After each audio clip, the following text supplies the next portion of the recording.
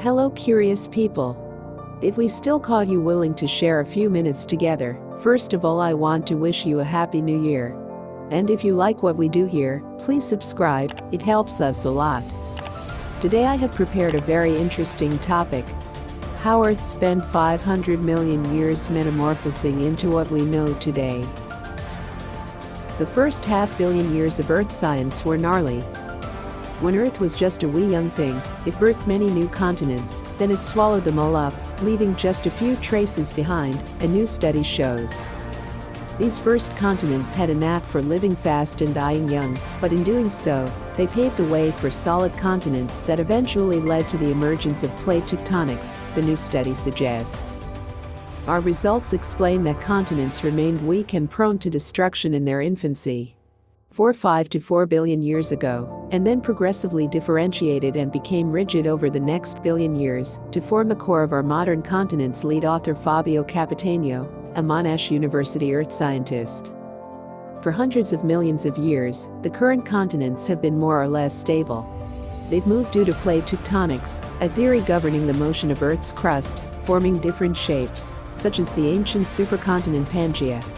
The puzzle pieces of the crust that existed hundreds of millions of years ago mostly still exist today. But very little is known about the continents that existed early on in Earth's history. To learn more about that early history, the researchers used computers to model the interactions of rock and magma in the Earth's crust and below.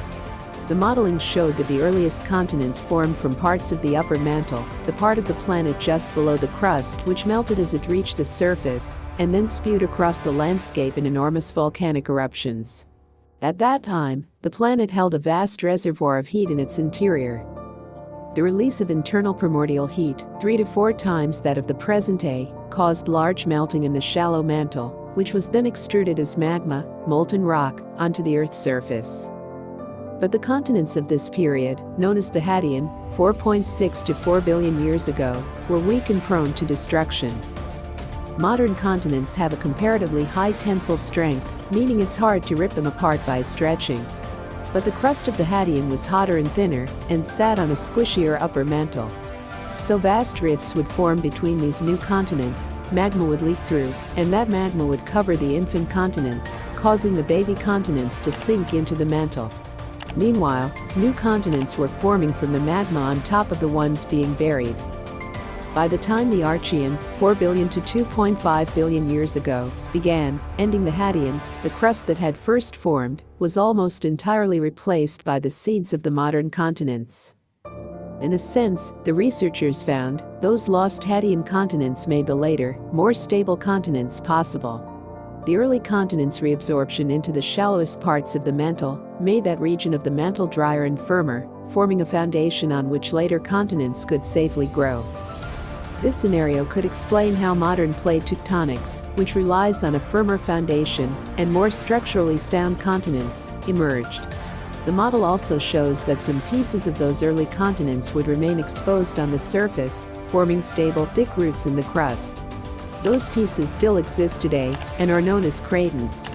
One of these, Laurentia, forms the core of North America and includes a region covering the Midwest and Great Plains, as well as much of central Canada and Greenland. The emergence of continents, at the close of the Hadean, also contributed fertilizer that would later help seed life on Earth. Bits of them broke off and entered the atmosphere and oceans, providing necessary nutrients for the life forms that soon emerged. In the end, I would like to thank you for watching us, and I look forward for your comments. And that's how we spent another 5 minutes together. Now if you want to get others to find out what I'm doing here, I'll tell you very honestly, a share will not only help, but will also be greatly appreciated. If you want to be sure that you don't miss anything, of course, only if I convinced you that it's worth it, it would help me to subscribe to this channel if you haven't already. If you click on subscribe and then on the bell, I have nothing to add, only just my thanks. I look forward to your comments and I wish you a happy new year.